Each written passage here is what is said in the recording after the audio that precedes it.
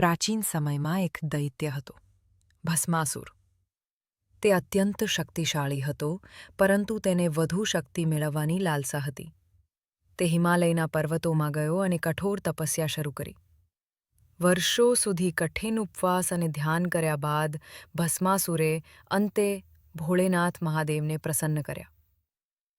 ભોળેનાથ તેના સામે પ્રગટ થયા અને પ્રેમથી પૂછ્યું, "વત્સ, તું શું ઈચ્છે છે?" ભસ્માસુરે પોતાના મનનો દૈત્ય ભાવ બહાર પાડ્યો. "મારે એવું વરદાન આપો કે હું જેના માથા પર હાથ મૂકું તે તત્કાલ ભસ્મ થઈ જાય." ભગવાન શિવની વિશેષતા હતી કે તેઓ ભક્તની માંગણી સહેલાઈથી સ્વીકારી લેતા. તેમણે પણ ભસ્માસુરને એ વરદાન આપી દીધું. પણ એ વરદાન મળતા જ ભસ્માસુર અહંકારી બની ગયો.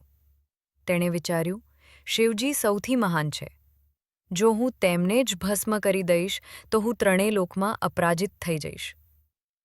એવી વિચારણા સાથે ભસ્માસુરે શિવજીને પીછો કરવો શરૂ કર્યો. શિવજી કૈલાસથી ભાગી ગયા. આખું બ્રહ્માંડ કંપી ઉઠ્યું. ત્યારે ભગવાન વિષ્ણુએ મોહિની રૂપ ધારણ કર્યું. અદ્ભુત સૌંદર્ય ધરાવતી મોહિનીને જોઈને ભસ્માસુર મોહિત થઈ ગયો. મોહિનીએ નૃત્ય શરૂ કર્યું. ભસ્માસુર તેની સાથે નૃત્યમાં જોડાયો. નૃત્ય દરમિયાન મોહિનીએ પોતાની જ માથા પર હાથ મૂક્યો. ભસ્માસુરે પણ એ જ ક્રિયા કરી અને એક ક્ષણમાં તે પોતે જ ભસ્મ થઈ ગયો.